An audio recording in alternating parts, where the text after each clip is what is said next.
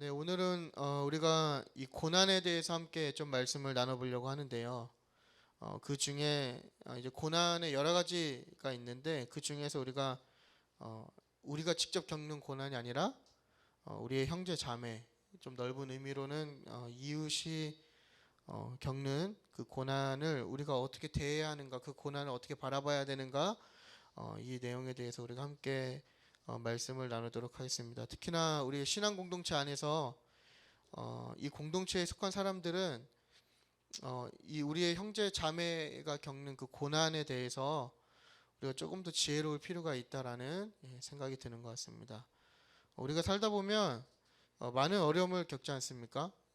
내가 겪을 수도 있고 또 내 형제 자매가 겪을 수도 있는 일이 있죠. 근데 그럴 때 하나님께서 보내주신 우리 지체들이 옆에 있는 게 너무나 큰 위로가 될 때가 있습니다. 여러분들도 다 경험하시죠? 우리의 삶 가운데 많은 어려움이 있을 때 물론 뭐 가족도 있지만 하나님께서 또 우리에게 보내주신 나의 지체가 우리 공동체원이 우리 옆에 있다는 게 엄청난 큰 위로가 되고 큰 힘이 되기도 합니다. 하지만 그 하나님 보내주신 그 공동체원이 또 공동체 안에서 어떤 관계 속에서 우리가 조금 지혜롭지 못할 때, 더 성숙하지 못할 때 오히려 그게 더 상처로 남는 경우가 종종 발생하기도 합니다. 또 그리고 그 공동체가 오히려 그 상처로 남는 경우를 종종 볼 수 있는 것 같습니다. 그러니까 내가 겪는 고난을 어떻게 생각하고 그 고난을 어떻게 이해하고 그 고난을 어떻게 대하는 것도 중요하지만 그것만큼 내가 아닌 타인의 고난을 어떻게 바라보고 또 어떻게 대하는지도 이 하나님을 믿는 사람들에게는 되게 중요한 문제인 것 같습니다. 왜냐하면 하나님께서 우리를 홀로 내버려 두신 게 아니라 공동체 속에 우리를 보내셨죠. 그러니까 우리는 늘 함께 할 수밖에 없는 그런 존재이기 때문인 것 같습니다. 그래서 성경에서 이 고난을 다양한 각도로 우리에게 보여줍니다. 그래서 성경을 전체를 읽으시면 아시겠지만 이 고난이 때로는 우리에게 긍정적인 역할을 하기도 하고요. 또 때로는 이 부정적인 힘이 너무나 강하다 보면 우리를 파괴시키는 역할을 하기도 하고 또 동시에 우리 어떤 신앙의 깊이를 알 수 있는 어떤 시험의 역할을 하기도 하죠. 그러니까 이거 말고도 성경을 전체 이렇게 큰 맥락 속에서 읽으시다 보면 이 고난이라는 게 하나님께서 우리에게 주시는 이 고난이라는 게 또 되게 다양한 의미와 다양한 각도에서 우리가 접근할 수 있다는 것을 우리가 이해할 수 있는 것 같습니다. 그래서 성경이 고난을 되게 넓고 깊은 의미로 우리에게 제시하고 있다는 것입니다. 그래서 오늘 함께 보시는 욥기는 우리가 다 아는 내용이죠. 그 고난에 대한 다양한 측면들을 모두 보여주고 있는 것 같습니다. 그래서 욥기서를 처음부터 끝까지 읽으시다 보면은 이 고난을 우리가 어떻게 이해해야 하는가, 또 고난을 우리가 어떻게 바라봐야 하는가를 좀 포괄적으로 이해할 수 있는 가장 좋은 책이 아닌가 싶어요. 그래서 좀 시간 나실 때는 욥기서를 좀 묵상하시면 좋을 것 같습니다. 그래서 아무튼 오늘 이 욥기서에 네 명의 인물이 등장하죠. 주요 인물이 욥이 등장하고 또 욥의 세 친구 엘리바스 그리고 빌닷, 소발 이렇게 세 명이 등장을 하는데요.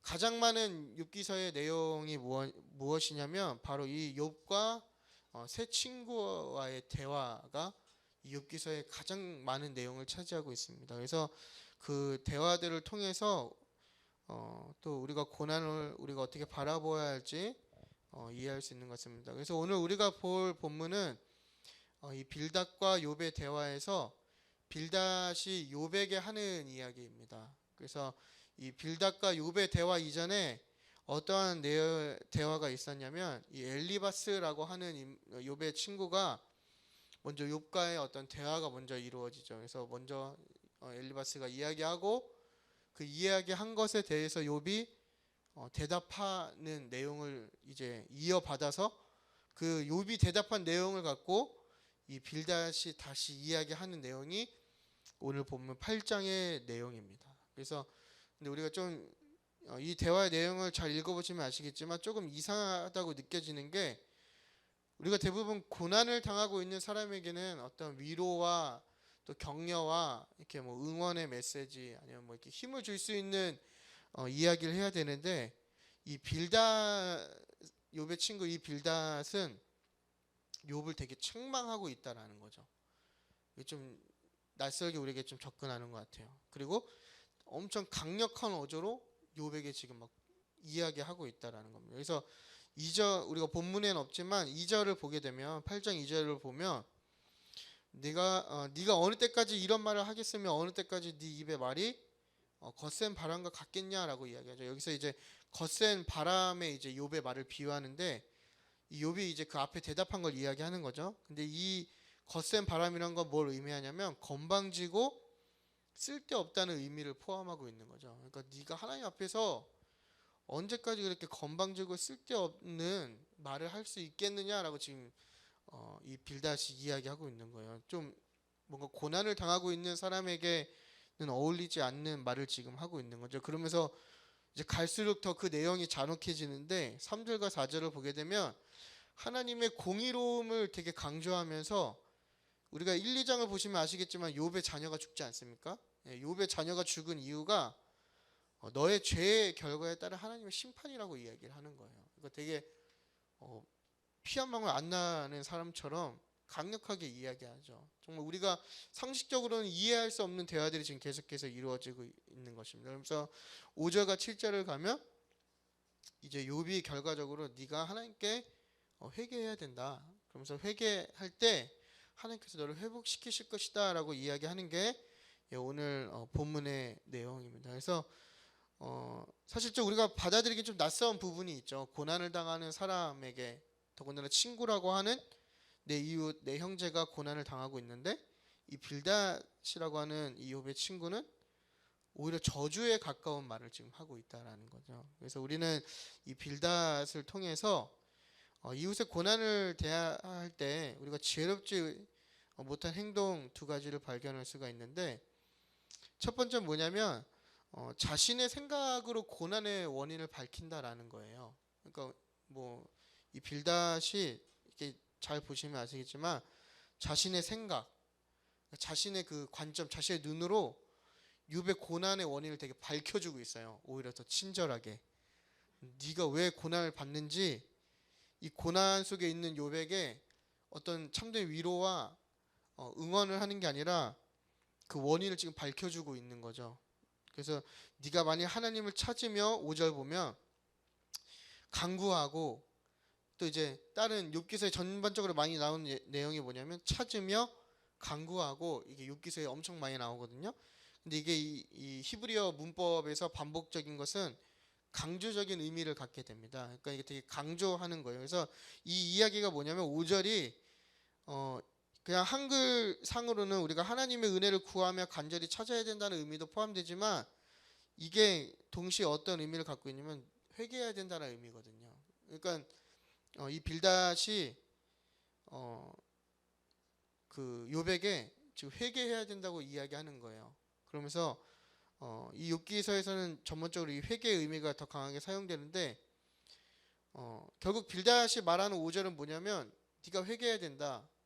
너의 고난의 원인이 죄라고 지금 밝혀주고 있는 거예요. 좀 아이러니컬하죠. 이 고난 속에 있는 친구에게 가서 그 고난의 원인이 죄라고 지금 친히 밝혀주고 있는 거죠. 그래서 사실 이 그 긴 장의 대화의 내용을 보면 죄라고 이야기하고 욥은 죄가 아니라고 이야기하는 어떤 논쟁 속에 있지 않습니까?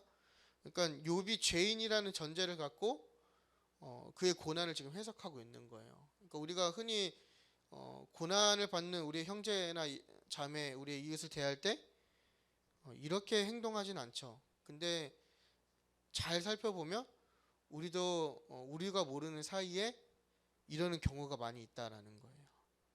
그러니까 빌닷처럼 빌닷은 고난의 원인이 죄로부터 온다는 자기 어떤 생각과 자기의 눈으로 지금 욥에게 이야기하고 있죠. 그런 것처럼 우리도 우리의 생각과 우리의 어떤 눈으로 그 고난의 원인을 막 밝혀줄 때가 있다라는 거죠.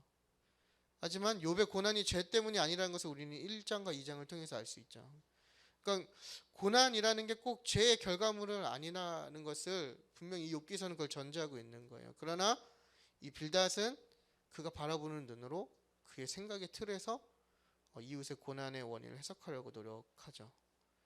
근데 오히려 이러한 행동이 고난 속에 있는 욥을 더 괴롭게 하고 있다라는 것입니다. 그러니까 우리도 가끔 이러한 경우가 있죠. 뭐 그건 그래서야, 뭐 그건 그것 때문이야. 그렇죠? 어떤 어려움 가운데 있는 형제 자매를 찾아가서 자꾸 원인을 계속해서 말해주는 경우가 있는 것 같아요. 그건 그것 때문이야. 그건 뭐 그래서야. 그렇죠? 사실 고난을 당한 사람에게 원인을 밝히는 건 중요하지가 않죠. 그렇죠? 좀 연세 있으신 분들은 모든 고난을 다 신앙적으로 해석하시죠. 종이 되게 하려고 그랬다. 막 이렇게. 그렇죠? 하나님의 인도하심이다. 뭐 하나님이 사랑하셔서 특별한 은혜를 주시기 위해서 그랬다. 뭐 이런 것들. 사실 듣는 입장에서 엄청난 상처인 거죠. 그러지 않습니까, 여러분? 예를 들면 내 자녀가 정말 어려운 가운데 있는데 육체적으로 막 정말 생사를 오가는 상황 가운데 있는데 그 고난받는 우리의 공동체 원을 찾아가서 이건 정말 하나님이 사랑하셔서 주신 특별한 은혜입니다. 이런 소리를 하고 있는 거예요. 그러니까 내 눈으로 그 고난을 해석하고 내 관점으로 그 고난의 원인을 자꾸 이야기해 주는 거죠. 믿음을 더 깊게 하려고 주시는 뭐 시련입니다. 막 이런 얘기 하고 있는 거죠. 듣는 입장에서 얼마나 괴롭겠어요. 안 그래도 지금 괴로운 상황 속에서 더 어떤 우리의 그러한 잘못된 노력들이 더 괴롭게 만들어 주고 있다라는 거죠. 그러니까 우리가 그 고난의 원인을 자꾸 자신의 생각대로 정리해 주는 실수를 범한다라는 거예요. 우리가 모르는 사이에 빌다처럼. 그리고 그걸 되게 강요하죠. 꼭 그거인 것처럼 받아들여야 되는 것처럼. 그러지 않습니까? 그러나 인간은 모든 일에 대해서 명확하게 그 원인을 밝힐 수 없는 존재이죠. 왜냐하면 그 영역은 하나님만의 영역이기 때문이죠. 우리의 삶 가운데 일어나는 모든 일들의 원인을 사실 우리는 알 수가 없어요.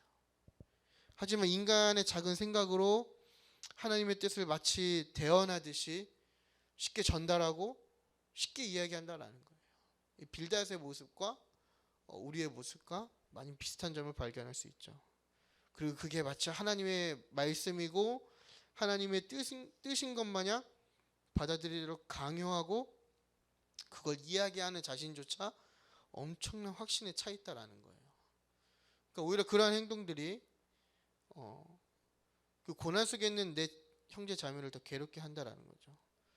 욥기서도 마찬가지죠. 처음에는 욥을 위로하기 위해서 모인 친구들이, 욥기서 읽어보시면 아시겠지만 이 친구들이 되게 한 걸음에 달려오거든요. 욥이 그러한 어려움을 겪는 걸 알고 되게 급한 마음으로 달려온단 말이죠. 정말 위로하고 싶은 마음에서 다가왔는데 결국엔 그들의 생각으로 욥을 죄인으로 정죄해버리고 더 큰 고통을 주고 있다는 거예요. 우리도 이러한 실수를 범할 때가 너무 많이 있다는 거죠. 두 번째는 나의 경험에 사로잡혀 고난을 아무렇지 않게 여긴다라는 거예요. 그러니까 빌닷을 보면 자신의 경험으로 욥의 고난을 아무렇지 않게 해결해주고 있어요. 그래서 6절을 보면 청결하고 정직하면 이렇게 이야기하지 않습니까? 이 욥이 말하는 것은 이 욥에게 말하는 건 뭐냐면 도덕적인 회복을 지금 요구하고 있는 거예요. 이 빌닷이 욥에게 도덕적인 회복을 지금 요청하고 있는 거죠. 그러니까 청결하고 정직하게 살면 그 뒤에 뭐라고 되어 있죠? 너의 삶이 평안해진다라고 이야기하는 거죠. 그러니까 삶의 원리를 지금 이야기해주고 있는 거예요. 자신의 경험으로 욥에게 조언하고 있는 거죠. 그러니까 그렇게 살아보니 이렇게 되더라. 어떤 자신의 경험을 갖고 욥에게 욥의 고난을 지금 해결해 주려고 하고 있는 어리석은 행동을 지금 우리가 보고 있는 것이죠. 그래서 인간이 가끔 자신의 경험을 너무 전부처럼 여길 때가 있는 것 같아요. 그러니까 내 경험을 지나친 일반화를 시키는 오류를 범할 때가 있다라는 거죠. 내가 경험한 게 마치 되게 보편적이고 그것이 마치 정답인 것 마냥 지나친 일반화를 시키는 오류가 있다라는 거예요. 그리고 그 경험에 너무 사로잡히다 보니까 오히려 공감하지 못하게 하는. 그러니까 이 경험이라는 것이 잘 사용되면 내 이웃을 공감할 수 있는 하나님이 주신 귀한 선물이기도 하지만 잘못하면 나의 눈과 귀를 막아버리는 독이 될 수도 있는 것 같습니다. 그래서 막 그런 일이 있죠. 막 어떤 일이 벌어져서 위로하러 간 거예요. 근데 나는 그 일에 대한 경험이 이미 있는 거죠. 그래서 위로하러 가서 위로하는 게 아니라 오히려 자신의 경험만 이야기하는 거예요. 나도 그랬었어. 뭐 나도 이런 일이 있었는데. 그러면서 막 공감하고 위로하는 게 아니라 자신의 경험을 무용담처럼 막 풀어놓는 거죠. 나도 그랬었어. 이랬었어. 근데 결과적으로 이 결론이 어떻게 나죠? 그 고난 속에 있는 내 지체를 앞에 두고 별일 아니야 이렇게 되는 거예요. 내가 겪어봤는데 별일이 아니야. 되게 쉽게 해결해 주는 거죠. 그러니까 고난 속에 있는 나는 되게 괴롭고 되게 어려운데 위로해 주러 온 사람이 그게 별일이 아니라고 자신의 경험에 의해서 쉽게 단정 지어주는 거예요. 여러분 우리가 의외로 이런 경우가 되게 많습니다. 잘 돌아보시면 좋을 것 같아요. 사실 저도 제가 약간 이런 케이스거든요.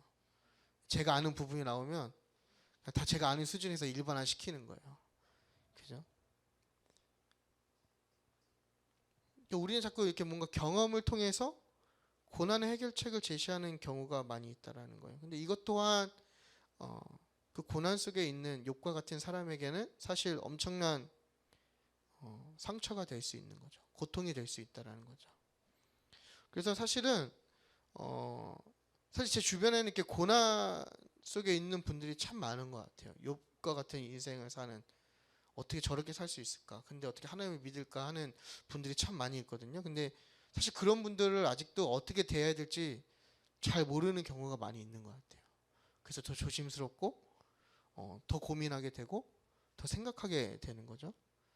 근데 우리는 생각보다 그런 고민을 하기보단 마치 이 빌다처럼 쉽게 생각하고 움직이는 경우가 많이 있다라는 거예요. 그러면서 이제 실제로 보면 엄청 유명한 말씀이 나오죠.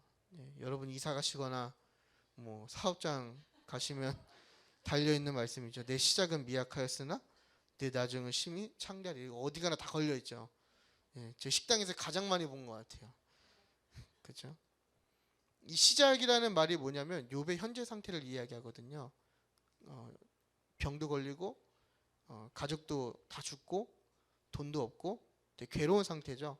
근데 이 나중이란 얘기는 뭐냐면 욥이 회개하고 하나님 앞에 돌이키고 도덕적인 회복의 삶을 살 때 그걸 의미하거든요. 그러니까 이 말은 결국엔 뭐냐면 이 빌닷이 욥을 지금 죄인으로 보고 있다라는 거예요. 그러니까 고난 속에 있는 그 욥을 그냥 너는 죄인이야 이렇게 그냥 정죄해버린 거죠 이미. 그러니까 이 말을 우리가 흔히 축복하는 말에서 많이 쓰는데 사실 이것은 축복이 아니라 되게 잔인한 구절이라는 거예요. 이 성경 문맥 속에서 볼 때 우리가 많이 오용하는 부분이죠.